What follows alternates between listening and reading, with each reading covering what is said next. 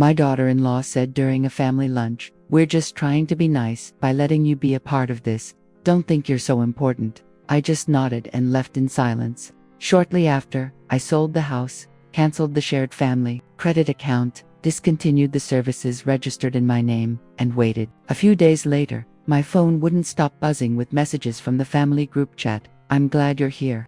Stay until the end and tell me which city you're watching my story from. I want to know how far it has reached. That day, I left my apartment at 11 o'clock sharp. In a tote bag, I carried a carrot cake I'd baked the night before, and a jar of bacon jam I'd made last week. I made that jam especially for Chloe. My son Ethan had told me she liked unusual flavors, things that were sweet and savory. I called a cab and it took me to Ethan's house, in a quiet suburb just outside of Columbus. I always arrive on time. As the car approached, the automatic gate slid open on its own. I never fully liked that modern house, but I always said thank you when they opened the door for me. It was Chloe who came out to greet me. She was wearing a white dress with a huge Gucci logo across the chest and dark sunglasses that she never took off. She glanced at my hands and asked without a smile, "What did you bring, Eleanor?" "A carrot cake and some bacon jam," I told her. "I heard you liked it last time. I made it with you in mind." She took the bag with one hand and said only, "Thanks." Then she turned her back, just like that. She didn't ask anything else, not even if there was traffic. I followed her inside. Everyone was already in the backyard. Ethan was pouring white wine on the terrace, and my daughter, Sarah, was finishing up arranging some flowers. Robert and Patty, my late husband's brother and his wife, were sitting at the outdoor dining table. Mason, my grandson, ran to me and hugged my legs. "Grandma," he yelled in that high-pitched voice that always makes me smile. I bent down to hug him. It helped me feel welcome, even if just for a little while. Lunch started right away. Shrimp ceviche, a salad with avocado, cornbread. I sat between Sarah and Mason. Chloe, as always, sat next to Ethan, ordering the housekeeper around to serve the plates. "Ethan's finally getting the resort project in Key West off the ground," Chloe announced, not looking at anyone in particular. "It's turning out really great, Mom," Ethan said excitedly. "If everything stays on schedule, the company's giving me 2 weeks of vacation." Sarah, while pouring water, said, "What if we all go to the Keys this summer? I saw there are some beachfront villas on sale." Chloe nodded and pulled out her iPad. She passed it across the table.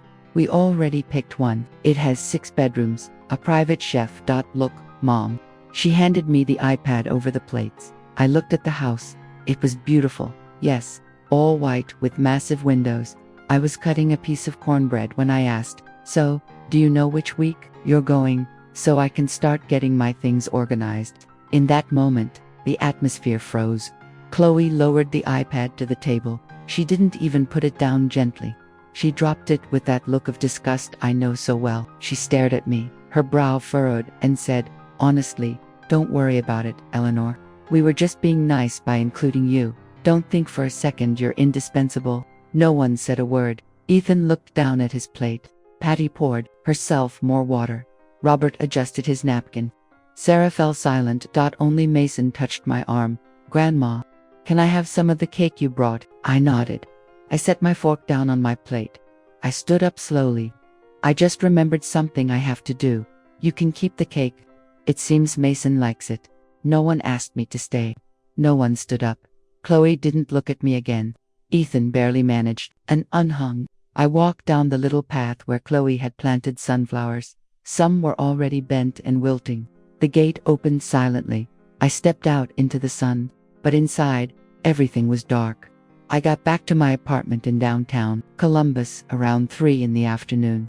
Luna, my calico cat, ran from the kitchen when she heard the key turn in the lock. I left the tote bag on the coat rack, petted Luna for a few seconds, and took off my scarf. I went straight to the bathroom to wash my hands and then poured myself a glass of water from the cooler. I didn't turn on the TV or the radio. I turned on my laptop and opened my email. There was a message from the bank.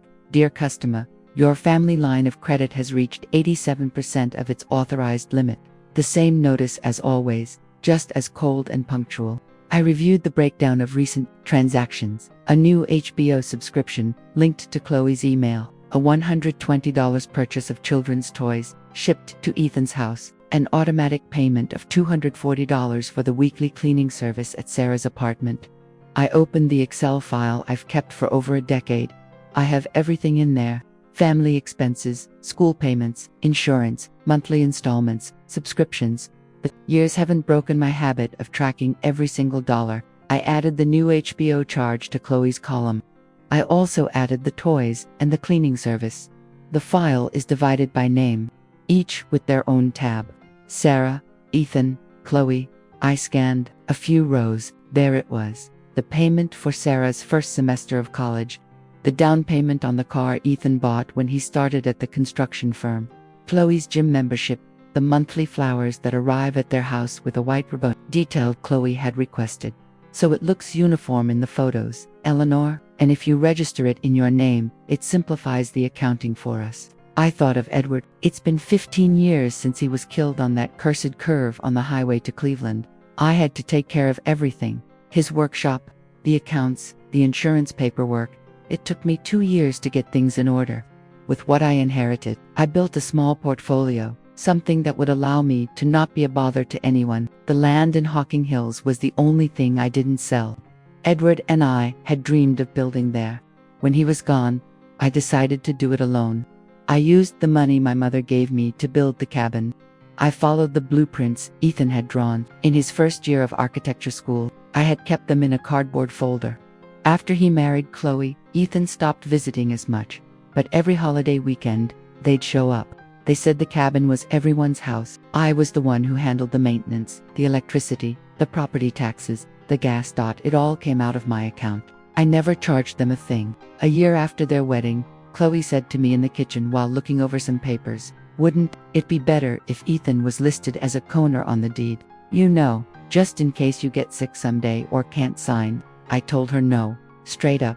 And since then, she was never kind to me again. She spoke to me like a notary. Never with any warmth. It was after 5 when I stepped out onto the balcony. The sun was already setting.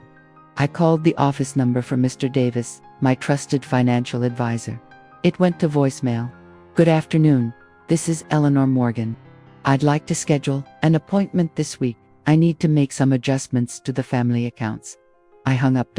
I went inside and poured some kibble into Luna's bowl. Then, I turned off the living room lights. I wasn't in the mood for anything else.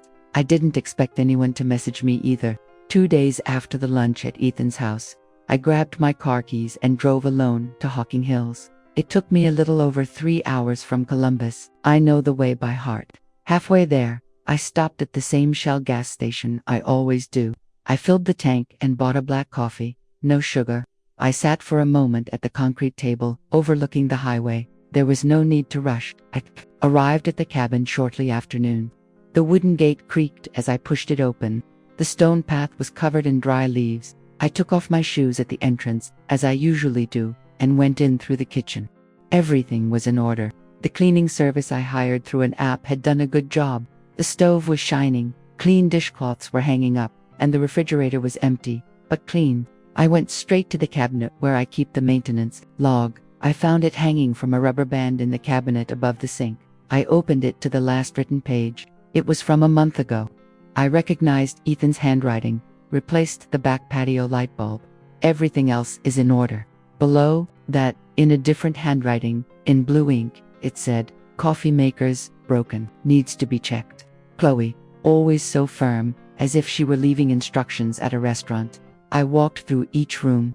The beds were made, the sheets smelled of lavender. In Mason's room, everything was the same. On one of the walls, his drawing of a tuna fish, stuck there with masking tape, was still up. He taped it up with me the last time we came. I walked over, carefully peeled it off, and folded it to put in my purse. I went out the patio door and walked to the back of the property, where the biggest pine tree stands. Under that tree, I buried Edward's urn 14 years ago. I placed my hand on the trunk. That was all. Then I went back to the house. Around 4 in the afternoon, I picked up my cell phone and dialed Laura Stevens, a real estate agent I'd met at a financial seminar almost a year ago. "Hello," she answered, her voice rushed. "Hi Laura, it's Eleanor Morgan. Do you remember the cabin in Hocking Hills I mentioned to you?" "Of course, Mrs. Morgan. Are you thinking of selling now?" "Yes. Can I come by tomorrow to take pictures?" I'm in the area. I'll be here until Saturday morning. Come whenever you like. I hung up. I started making a black bean soup. While it simmered, I lit the fireplace. I didn't turn on the TV. The crackling of the fire was all the noise I needed. Later, I went to the desk in the study. In the top drawer, where I keep old papers, I found a letter from Ethan, written when he was 12. I read it without lingering. I want us to have a house in the woods, so you won't be alone in the city, Mom. I folded it and put it in my wallet. I locked the drawer. The next morning, Laura arrived at 10 with a photographer. They came in a white, unmarked SUV, had professional equipment, tripods, lights, everything. Good morning, Mrs. Morgan. Laura greeted me in a calm voice. Come in, the house is ready. May I open the windows to get some natural light? Yes, of course, go ahead. The photographer barely spoke. He walked through each room, taking photos, from the corners, then of details, the lamps, the picture frames, the fireplace. Laura was checking a list on her phone. Is there anything you'd like to keep, ma'am? She asked me while he was photographing the patio. I haven't decided yet. Maybe a painting, or the set of glass goblets. We didn't talk anymore. When they finished, they said their goodbyes. Before they left, I offered them a glass of water that accepted, drank it, standing in the kitchen, and left without much ceremony. Alone again, I wrote a note on a yellow piece of paper. I taped it to the back of the kitchen door. This cabin was built with love. I'm leaving it now for someone who knows how to care for it. I packed my things. I left the dishes washed, the curtains closed. I put out the fire and flipped the main circuit breaker. I left without looking back. I returned to Columbus on a Monday that felt like a Sunday. The streets were quiet, as if the city was letting me think. On the passenger seat was my usual folder, full of manila envelopes, an old spiral notebook, and the latest bills I'd collected from the mailbox before leaving for Hocking Hills. The moment I opened the door, Luna came to rub against my ankles. I put kibble in her bowl, checked her water, and then poured myself a coffee that tasted more of habit than flavor. The dining room was silent. I didn't turn on the television. I preferred to open my laptop. I logged into my online banking. The accounts were the same. The family credit card was active, with me as the primary account holder and 3 authorized users. I took my time. I opened the Excel file I've been filling out since Edward passed away. All the expenses are there, detailed, noted with dates, reasons, and amounts. I printed out the statements for the last 12 months. I separated everything by name. Chloe had charges for makeup, online style consultations, healthy meal deliveries, and the famous gym that, according to her, was essential for keeping her energy up. Ethan had hotel reservations, purchases of design materials, and functional furniture, though I never knew if he actually used it. Sarah, more discreet, made frequent donations to her NGO, bought tickets for social events, and had expenses for organizing community activities. With all of that, I created a clear table: name, total amount, percentage of use, and observations. I added an extra column: times card was paid late, and another: interest absorbed by the primary holder. I also highlighted duplicate purchases or those without a clear description. It's not out of distrust, but after so many years, you learn that clarity isn't a lack of affection. I put the printed sheets into individual envelopes. I stuck a label with each of their names on them. On the cover, I wrote in black marker, "Shared card usage, annual review." Around noon, I went to the bank. At the Chase branch on High Street, the receptionist greeted me with the same smile as always. I asked for Mr. Davis. She asked me to wait a moment. "Eleanor, what a pleasure to see you," he said as he came out. "Please, come in." We went into his office. I sat across from his desk, where a stack of forms was already waiting. "How can I help you today?" I took the folder out of my bag and spoke plainly. "I want to cancel the family line of credit. I no longer want any authorized users." Mr. Davis adjusted his glasses, unsurprised. "Does that include the main account?" "Yes, but I need the closure to happen within 48 hours. I want to notify them first." Mr. Davis nodded slowly. "All right, since you are the primary account holder, you can do that without any issue. I just need you to sign these 3 documents. You will also receive a confirmation by email, and the authorized users, well, they will receive an automatic notification. That's what I'm hoping for," I said, as I signed. "This time, I want everything to be perfectly clear. You've always been very organized with your accounts, Eleanor. Not many people bring their papers in like this." I gave him a slight smile. I wasn't in the mood for decorative conversation. He handed me the receipts and stood up to see me out. If you need advice on any investments, you know where to find me. Thank you, Mr. Davis.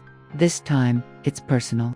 Before going home, I stopped by the print shop on the corner of Hudson Street. They know me there for getting things printed the right way, as the young man who works there always tells me. I asked him to prepare colored cardstock covers with my children's names. No logos, no embellishments, just the name in clear, capital letters. Any special details for the inside, Mrs. Morgan? The young man asked, curious. No, just make it easy to read. I don't want any arguments over misunderstandings. With the folders ready, I returned to my apartment. I sat down again in front of the computer. I reviewed all the services linked to my card: Netflix, Disney+, Apple Music, the monthly wine club subscription that Ethan receives with foreign labels, the healthy frozen meal subscription for Sarah, and the virtual personal styling program that Chloe boasts so much about. I went into each one and canceled. Some asked for a reason. I selected other for all of them. Then, I drafted a short email to each provider explaining that the subscription would not be renewed and that, if the interested parties wished to continue, they could update their payment method. I closed the computer and called my friend, Isabel. She answered on the third ring. Hello, Isabel, it's done. I canceled the family card, everything, and I'm about to send them the files. Did you cover yourself legally? Yes. I have the signatures, the notices, the documents. You can look them over with me if you want. On the other end, I heard her settle into her armchair. I swear, Eleanor, I thought this day would never come. Are you okay? Yes, nothing out of the ordinary. Well, I'll just tell you one thing, my friend. Don't you dare back down this time. If they ask, just hand them the envelope. No long explanations. Not one extra word. I confirmed, the account is closed. And this time, there's no room for "we'll talk about it later." Isabel sighed. I admire you, you know. Not everyone dares to cut the cord so quietly, but sometimes, for a family to grow, you have to stop being their crutch. I was quiet for a moment. I'd never heard that phrase before, but it stuck with me. I thanked her, and we hung up. I went to the kitchen, poured some water into the glass pitcher. Luna was sleeping on a chair, in a sliver of sunlight. I put the envelopes in the drawer by the entryway. I made sure I had a digital copy of everything. Things aren't forgotten if they're well documented. My phone vibrated with a notification from the banking app, confirmation of transaction in progress. That night, I slept without setting an alarm. I wasn't going to need one. On Wednesday morning, I woke up early, made coffee, and checked my email. The coffee was already cold when the last of the emails arrived. The first was from Netflix. The subject line read, "Successful cancellation confirmation." Then came Disney+, Apple Music, and Ethan's wine subscription. Sarah's weekly meal delivery was still on pause. None of them had updated their payment method. I noted each confirmation in my notebook with a blue pen. On the previous page, I had a title in all caps, "Total Closure July." Below it, the list was complete. I printed 2 sets of everything, one to keep for myself, the other to put in each folder. I made sure each envelope had its exact copy, with the date and time. On the table, the cardboard folders were ready with each person's name: Ethan, Chloe, Sarah. Inside, everything necessary: bank statements for the last 12 months, a breakdown of individual services, a copy of the credit line closure, and a small document where I listed 3 financial advisors I'd met over the last few years, all serious, certified. One in Cincinnati, one in Cleveland, and another in Chicago. On each sheet, I added a handwritten note: "In case you need help, make sure it's professional." As I was folding the last page, the landline rang. It was Patty. I answered without rushing. "Eleanor, it's me, Patty. Am I interrupting?" "No, go ahead. I just wanted to know if you all are going to the cabin this weekend." Robert was thinking of bringing some new plants. "No, we're not going." "Does Ethan have other plans?" "No, the cabin is being sold." Silence. On the other end, I could hear the ticking of a kitchen clock. "What?" she finally asked. "Sold. It's already in process. We're sending out photos for the listing tomorrow." "But why didn't you tell us anything before?" "I'm telling you now." "Robert is going to be bewildered," she murmured. "I'm going to send you a letter with the details. Some things don't belong to everyone, Patty. They just seemed like they did. Look, I don't know what's going on with Ethan and the others, but if you need anything, thank you. I cut her off. I have it under control. I hung up. I took a new envelope, put the cabin papers inside, and added a handwritten note. Thank you for taking care of the cabin all this time. I'm glad you had good weekends there. But it's no longer a shared space. As I sealed it, I felt I should do something more. Something of my own.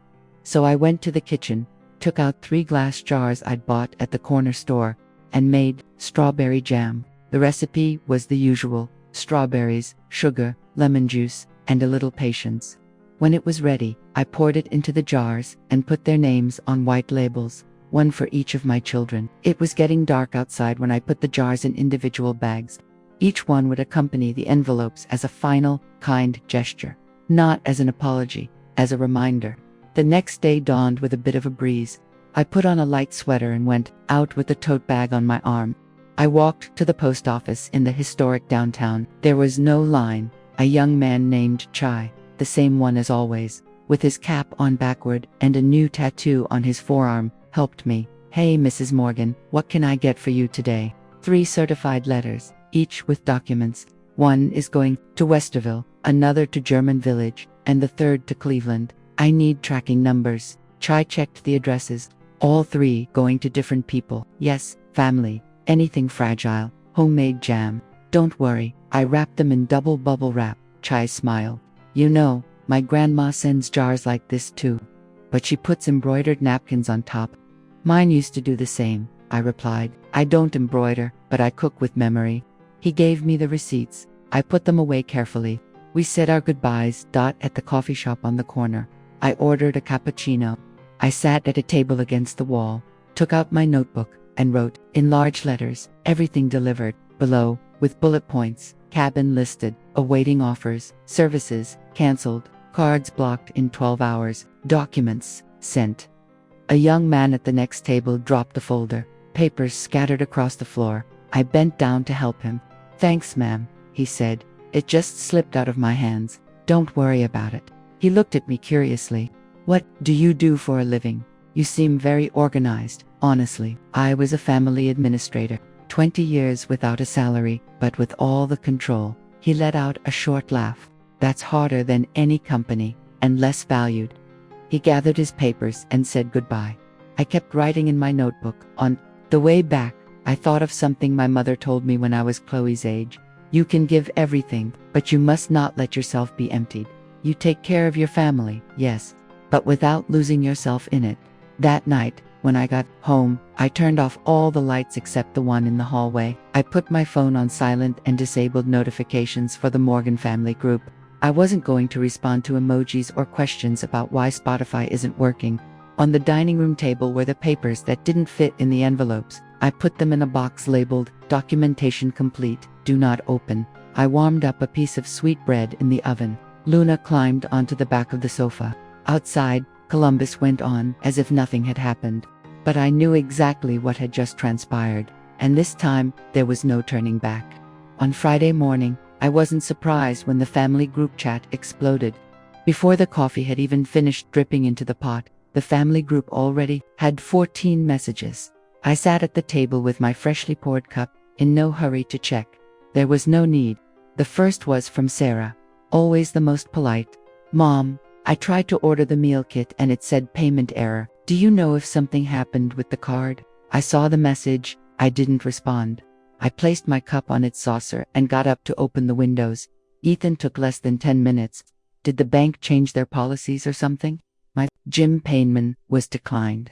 I adjusted my sweater and sat down again. I left my phone on the tablecloth, face down. The third message was the longest. Chloe, I can't find Spotify. I don't have access to Apple Music either. This all comes from your card rate. Don't you think you had an obligation to let us know?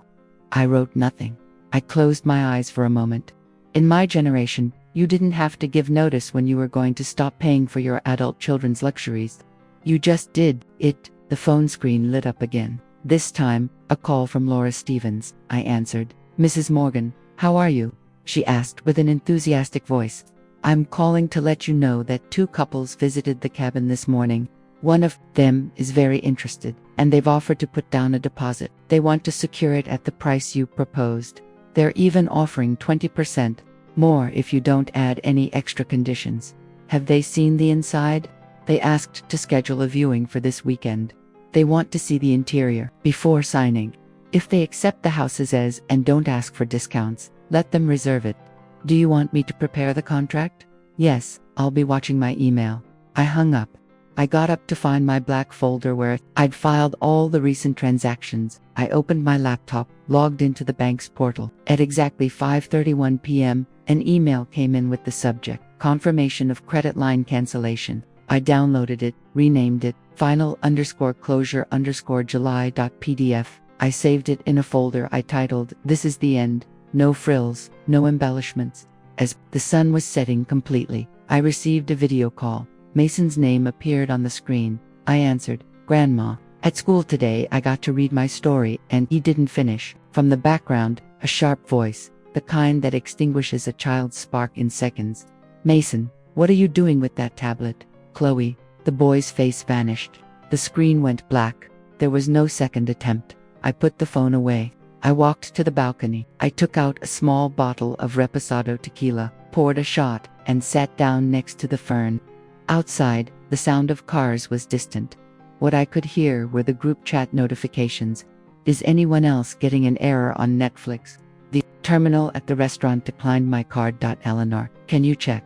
Why is there no access to the Disney profiles? What is going on with the subscriptions? I didn't answer. Chloe, this time in a private message. Eleanor, I have to buy the flights for the keys in the morning. If the card doesn't work anymore, I need to know. I turned off my phone. I went for another shot of tequila. When someone lives with the certainty that everything belongs to them, a no hits harder than a slap. Minutes later, the lamp rang. The caller ID showed Sarah's number. "Mom, I'm here. Are you okay?" "Yes." "All of this. Does it have to do with what happened at Ethan's house?" "It has to do with many things. With years, it's just, I'm confused. The bank called me today, then I got a notice from the meal kit provider, and then I saw I don't have access to Apple TV. I thought it was a mistake. It's not a mistake. So it's on purpose. It's a decision. I'm not going to keep propping up what isn't my responsibility. Is there something you want to tell us?" What I had to say is in the envelope that's on its way to you. Check it, read it, and if you want to talk after that, we'll talk. Is this permanent? Yes. I understand. Have a good night, Sarah. I hung up. I poured myself some water and opened my digital calendar. I created a new entry, family meeting Sunday 12 p.m., location, Eleanor's house, attendees, Ethan, Chloe, Sarah, Robert, Patty. I wrote nothing else, not a paragraph, not any context. Whoever needed to understand already had the documentation. To do so, I shut down the computer. I walked to the window. The city was already asleep, but I knew that in 3 different houses, there were lights on and tense faces reviewing envelopes, reading figures, and above all, for the first time, not knowing what to say. Sometimes, silence isn't punishment or revenge. It's the only way for the other person to listen without interruptions. My mother told me that once, and tonight, I understood what she meant. On Saturday morning, I received the first text message while I was making coffee. It wasn't even 8 o'clock when the phone vibrated on the table.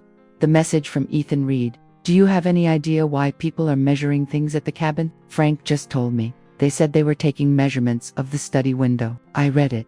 I didn't reply. Sometimes, the clearest statements don't need an immediate response. I set the phone aside and poured myself another coffee. A little while later, his call came through. I let it ring 4 times, until it went to voicemail. The silence returned. The kind of silence that starts to smell like someone else's worry. The landline rang shortly after. I answered. "Eleanor." It was Chloe's voice, sharp and hurried. "I was told people are going into the cabin. What's going on? Why didn't anyone tell us?" "I'm selling it," I said, while folding a kitchen towel. "What did you say?" "The cabin. I've already accepted an offer. They're coming to see the inside tomorrow." "You decided that on your own, without talking to Ethan, to me, to the family?" "I decided as the owner, not as a guest. But we all use that house. It's like part of what we share." "It was used, yes, but you never shared the expenses, or the deed, or the taxes. only the deck for taking pictures. That's not fair. What's fair is for everyone to take responsibility for what's theirs. And I've done enough." Chloe took a sharp breath, as if she were holding back a rage that couldn't be unleashed over the phone. "Well, no wonder you took everything away from us. We've figured it out. I didn't take anything from you. I just stopped giving what was never my obligation." She hung up without saying goodbye. I went to the dining room. I opened my laptop, checked the notary's calendar. The purchase agreement was ready to be signed. A little after 11, I got another message. This time from Ethan. "You have no idea what you've done. This changes everything. What are we going to do now with the family plans?" I replied with, "Just enough. Since when was I the only one paying for the family plans?" There were no more messages. Afternoon, my cell phone rang. Sarah. A video call this time. Mason appeared on the screen. "Grandma, can I come to your house tomorrow? Everyone here is arguing. Mom says not to get involved, but I'd rather be with you. And does your mom know you're calling me?" "Yes. She said if you agree, she'll bring me. Tell her I'm expecting you both at 11:30. The camera moved a bit.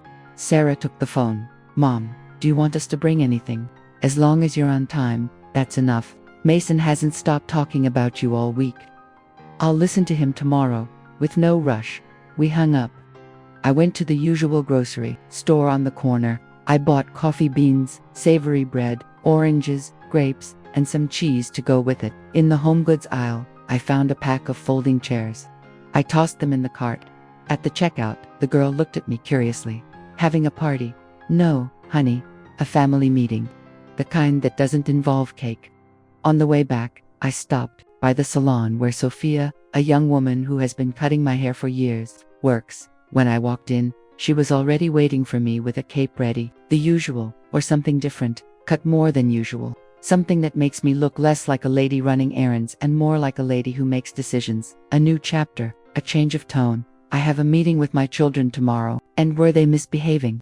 Worse, they got used to it. Sophia smiled and started to work. As she cut, we talked about life. She asked if it hurt to let go of the cabin. I told her no. What you build with love can be released with dignity, as long as you gave it your all. When she finished, I looked at myself in the mirror. The cut was simple, clean, neither modern nor dated. Exactly what I wanted. This way, if I raise my voice, they'll know I'm serious, I joked. "Don't you worry, Eleanor. Tomorrow you'll speak with your head held high, and your hair in order." I paid her, and we said goodbye. When I got home, I took out the folders I had prepared. I went over them one by one, verifying that each one had the correct documents.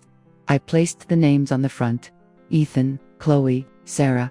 I also had one for Robert and Patty, with the letter about the cabin. On the computer, I drafted an agenda and printed it. Family meeting, Sunday 12 p.m. 12 o'clock arrival. 12:15 opening statement. 12:30 distribution of files. 1 o'clock open floor for responses. I taped it to the wall next to the dining room table. I left each folder on top of its corresponding chair. At 11:35 p.m., the email from Laura came in. "Eleanor, the buyers have made the deposit. They want to sign midweek.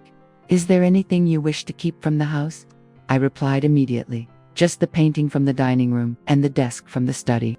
The rest can be handed over with the property." Then I sent a message to Sarah. "If you can get here early, help me set the table. Mason already has his shirt picked out. We'll be there at 11:30. She replied within a minute. I went to the kitchen, got everything ready for the next day's coffee. I set out clean napkins, sharp knives, and glass goblets in case anyone wanted wine. As I closed the window, I stood there looking at the street. The street lights were flickering. A dog was barking weakly from the house across the street. The city was quiet. A mother doesn't stop being a mother when she stops paying. She just changes roles, from provider to witness, and sometimes from witness to judge. I turned off the lights. No one knew exactly what was going to happen, but everyone knew that this time, the meeting wasn't for cutting cake. At 11:10, the doorbell rang. Sarah came in with a tray of oatmeal cookies and a look on her face that said, "Is this going to blow up or not?" We greeted each other with a kiss on the cheek. I led her to the kitchen. "Is everything ready, Mom? We just need to set up the chairs and get the coffee ready. Can you help with that?" of course. She put on the apron she always used when we cooked together. As she lined up the cups and cut the sweet bread into even slices, she murmured, "Do you want me to say something to back you up, or should I just stay quiet?" "I don't need you to take sides," I replied, without stopping my arrangement of the sugar packets. "You say what you need to say, no more, no less." Sarah nodded. She didn't ask any more questions. At 11:45, Robert and Patty arrived. He was wearing a linen shirt unbuttoned to the third button, and she was holding a small box wrapped in gold paper. "Well, now, is this a board meeting or a wake?" Robert said, joking, as he looked at the dining room with its 6 perfectly aligned chairs. "It's a meeting, and punctuality is appreciated," I said, pointing to the chair at the end. Patty handed me the box. "Some Belgian chocolates. For you." "Thank you. I'll put them here in case anyone wants some later." I didn't open them. At 11:59, the garage door opened with its usual sound. Ethan's car parked with his typical irritating precision. He got out first, phone in hand, then Chloe, holding Mason by the wrist. Today, no Gucci dress, no noticeable makeup, a white shirt buttoned to the neck, her hair pulled back in a tight braid. They entered without much of a greeting. Ethan gave Robert a handshake. He didn't look at me. "Is this going to take long?" Chloe asked, still standing. "I have an appointment at 2. It starts at 12:15, I replied. "And it will end when it ends." They sat down. Mason settled between Sarah and Patty. I saw him looking at the folders as if they were school notebooks. At the exact hour, I stood up and handed a folder to each of them. They all had their name on them. "Here you have a summary of the financial contributions I have made over the last 12 years. Utility payments, shared cards, cabin maintenance, subscriptions, insurance, loans. There are also copies of the last year's bank statements, with a breakdown by user." No one spoke. You could hear the whir of the ceiling fan. Ethan was the first to speak, without looking up. "Is this an audit? Or are you settling a score?" "It's information, something I never asked to be thanked for, but also something I won't allow to be forgotten." Chloe flipped through her folder quickly, as if looking for a trap. "And you did all this yourself? With what intention?" "With the intention of closing a chapter, and making it clear that you don't owe me anything, but you also can't keep demanding things from me." Chloe huffed and dropped the folder on the table with a thud. "I'm sorry, but this isn't healthy. It feels like revenge. It's not revenge, it's responsibility. And it's a boundary. Something I should have set a long time ago." Robert, who almost never spoke on these matters, looked through his folder in detail and said quietly to Patty, "Even the bottles of wine from Christmas are in here. Even the ones they drank." "Yes," Patty responded without emotion. "Everything is documented." Sarah stood up and positioned herself behind her chair. "Can I say something?" I nodded. "Last year, when I was late with my health insurance payment, Mom loaned me the full amount. I paid her back months later, and she never mentioned it. Nobody knew, because she doesn't do things to show off, but she also doesn't do them to be walked all over." Chloe snorted. "That was your deal with her. It has nothing to do with the rest of us." "Of course it has to do with it," Sarah retorted, "because it proves that what she did out of love. And now she's decided to stop. And that's her right." Ethan looked up, crossing his arms. "So, what do you expect from us, Mom?" "A last-minute thank you." "I don't expect anything. I've already sold the cabin. I've already canceled the card. I've already handed over the passwords. What I did because I wanted to. What comes next is up to you." I stood up. I walked over to where Ethan was sitting. I gently touched the folder he was holding. "That is the last time I will organize this family's finances. The next time someone needs help, they can hire an advisor and pay for it, like you do anywhere else where people's work is respected." No one said anything for a few seconds. Mason turned to Sarah and whispered, "Why does Grandma talk like my English teacher?" Sarah stroked his head and motioned for him to be quiet. "Because today was about putting things in order," she told him simply. "I served coffee. No one wanted bread. Robert was the only one who accepted a cookie. At 1 o'clock, I picked up the folders of those who didn't take them. I put them in a bag with their names on it. I told them, 'Here they are. If you don't want them, I'll still keep them for a month. After that, I'll destroy them.'" Chloe stood up, grabbed her purse, and looked at Ethan. "Are we leaving?" Ethan stayed a moment longer. He looked at me. "Is there really no going back?" What do you want to go back to, son? He didn't answer. He followed her out. Patty hugged me and whispered in my ear, "You did the right thing, Eleanor. Debts aren't only paid in money." Robert followed her without another word. Sarah stayed to help me wash the dishes. Mason was playing with a napkin folded into an airplane. "Do you think they'll stop talking to you, Mom?" "Maybe, but you don't beg for respect. You cultivate it. And if it doesn't grow, you plant it somewhere else." By 2:15, the house was silent again. All that was left were the empty glasses, the agenda taped to the wall, and the certainty that, finally, the table was mine. That same night, around 9, my cell phone rang. I saw the name on the screen. Ethan. I hesitated for a second before answering. "Mom, I'm here. I just wanted to talk for a moment about all this." "Go on. Are you really sure what you did? Did you think it through? Much more than you all have thought about it over all these years?" He was silent. Then he sighed heavily, the way he did as a boy when he resigned himself to a chore he didn't like. "Okay, well, if you ever need anything, just let me know, even if you're not managing everything anymore." "Thank you, Ethan." He said nothing more. He hung up. On Monday morning, as I was putting the kettle on, a call came in from Laura Stevens. "Mrs. Morgan, good news. The signing is complete. The money will be transferred to your account within the next 48 hours. "Perfect, Laura. Just remember what I asked for. The painting from the dining room and the set of glass goblets. The rest can be handed over as is." "Yes, it's all noted." "Do you want me to stop by tomorrow for the closing papers?" "Come by on Wednesday afternoon. That will give me time to get everything in order." Before noon, Sarah texted me, "Mom, would you like to have lunch with me?" I replied immediately. "Where?" "At the Lantern. The one you like. I'll get a table for 2. We were on time. She was already sitting in the corner by the window. When I arrived, she raised her hand as if I hadn't seen her. "I ordered a lemonade with chia seeds for you. They still make it the way they used to." "Thank you, honey." During lunch, between steak tacos and fresh tortillas, she told me about a financial literacy project for senior women. She was coordinating it with an organization in Columbus. "We're missing someone with real experience. Not from books, Mom, someone who has lived what it means to run a household without depending on anyone." "You want me to give a talk?"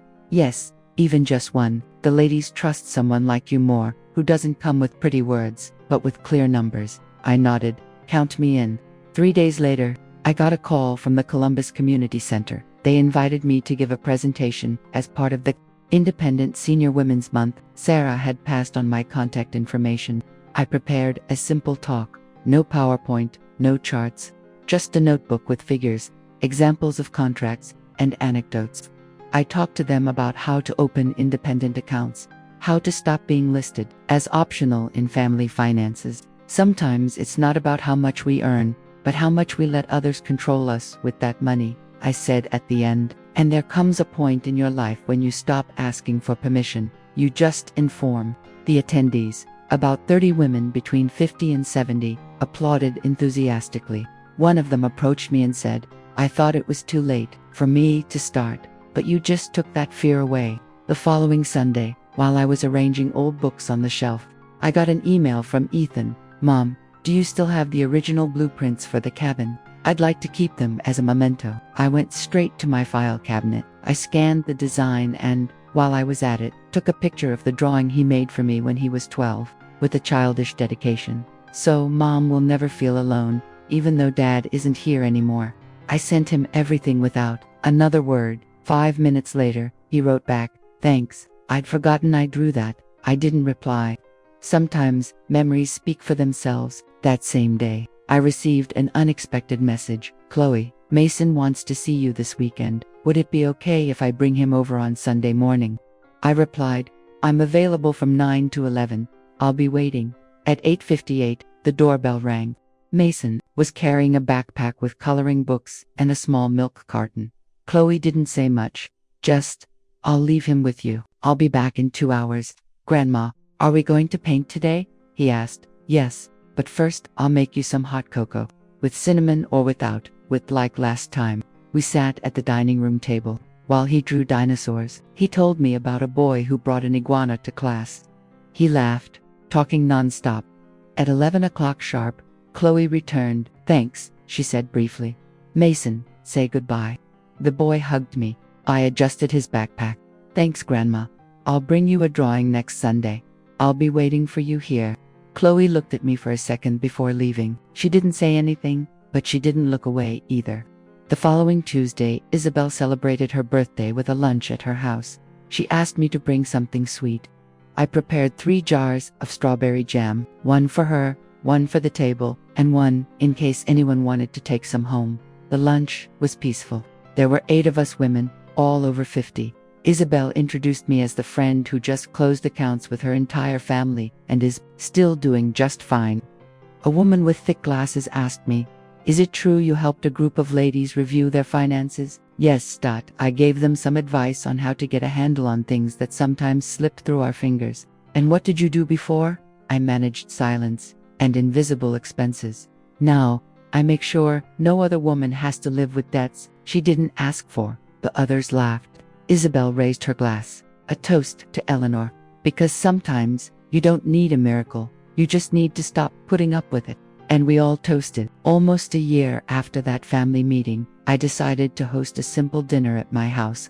It was a Saturday, and the weather in Columbus was starting to get cool in the evenings. I invited only those who had known how to be there, not when everything was comfortable, but when the ground was shaking. Sarah, Isabel, Robert, Patty, and Mason, of course. I made cheese tamales with green chiles, guacamole with tortilla chips, a pitcher of hibiscus tea, and vanilla flan for dessert. I spread out the blue floral tablecloth that Edward used to like. I had kept it stored away for years, waiting for an occasion that deserved it. Sarah arrived before 6, apron in hand and sweetbread from the market. "Where should I put this, Mom?" she asked without preamble. "In the kitchen. Can you help me set the plates?" "Of course." "You seem calm." "That's because now, everything that happens here is done out of choice." A little later, Isabel arrived with a bottle of red wine. "I hope this goes with your tamales. If not, we'll drink it anyway," she said, laughing as always. Patty and Robert came in together. He brought a bottle of mezcal from Oaxaca, and she had a tray of pecan muffins. "This house smells like the old days," Patty commented as she sat down. "Like a real kitchen." Mason was the last to arrive. He came with his backpack full of books and a notebook for drawing. He ran to hug me as soon as he came in. "Grandma, I brought my new story. Will you read it to me later?" "Of course, my love. But first, you eat." During dinner, between bites, Patty blurted out, "Eleanor, with everything you've done this year, have you thought about starting a formal consulting service for women who don't even know where to begin?" "Yes," I replied, serving more guacamole. "Actually, some groups have reached out to me, divorced women, some older, others young, with kids." "I already passed your name along," Isabel said, pulling a folded paper from her purse. "These groups have meetings at the community center. You just pick a day. I'm free on Wednesday. Does that work for them?" "Perfect. I'll let you know the time, and I'll go with you," she responded without hesitation. Mateo, who had finished his tamale, came over with his storybook. I sat with him near the window while the adults continued to chat. From the table, Robert said to me, "Eleanor, you should write a book. Not a fictional one, but with everything you've lived through, with your numbers and your silences. It would teach more than any novel." I laughed. "I don't have a knack for writing. I can barely figure out my phone." "You don't need to embellish anything," Patty added. "Just tell it like you always do. That alone will help so many women understand." The evening became gentle. The coffee I made at the end had cinnamon in it. As we were drinking it, a message came to my phone. It was from Ethan's home number. "We want to invite you to Mason's birthday. We'll be at the restaurant downtown. Mason wants you to be there." I read it in silence. I didn't reply immediately. I just marked my calendar. Mason's birthday, confirm attendance. The following Sunday, I went. I wore a light blue blouse and the necklace Sarah gave me 3 Christmases ago. Chloe greeted me with a handshake. Nothing more. Alonzo met me at the entrance of the restaurant. "Thanks for coming," he said, without much formality. "Mason is waiting for you inside." Mason ran to hug me, a woven bracelet in his hand. "I made it at school. For you," he said, putting it on my wrist himself. "It's the best piece of jewelry I own," I told him, and I sat down next to him. We ate chocolate cake. There were balloons, soft music. Nothing ostentatious. When it was over, I gave him my gift, a Lego set with his favorite characters. Ethan walked me to the door. "Mom, thank you," he said in a low voice, "for everything." Even though I understood it late, I nodded. I didn't say anything. I got in a taxi and went home. Weeks later, I received a thick envelope in the mail. It was from Sarah. Inside, a wedding invitation on cream-colored paper with gold lettering. There was a handwritten note. "I know you don't like big celebrations, but this time is different. It's my wedding, Mom. I want you at the first table. You have the seat you deserve." I touched the edge of the paper with my fingers. I'm not one for celebrations, but I had been waiting for this one for years. On a random Wednesday, I received another package. It came with no return address. Inside, a bottle of red wine wrapped in tissue paper and a handwritten card. "Thank you, Mrs. Morgan. With your advice, I learned to say no. I now pay my own rent, manage my own account, and even started a savings account for my daughter. I'm no longer afraid to look at my bank statement. You changed my life." I smiled. I didn't need to know who it was from. Reading those lines was enough. That same day, I went out onto the balcony, took out a new pot, and planted the lavender I had bought at the neighborhood market. "You'll be happy here," I said to it softly as I settled it in. I sat in the wicker chair, watched the cars go by, the Columbus sky tinged with orange. I thought that, in the end, everything I had planted without a name, without a medal, had bloomed in its own time. Sometimes, to breathe differently, you don't need to change your city or your life. You just have to stop carrying what isn't yours. We are telling this story based on real events. The names and places have been changed to protect the identity of the person involved. It is the story of a mother who sacrificed her entire life for her children and grandchildren, and in the end, was disrespected, used, and abandoned. But when she had nothing left to lose, she rose up. And this time, she lived for herself. We don't tell this to judge, but so that whoever is listening might stop and think, how many mothers are suffering in silence within their own homes? Now, I'm curious about you, who are listening to my story. What would you do if you were in my place? Have you ever experienced something similar? Let me know in the comments.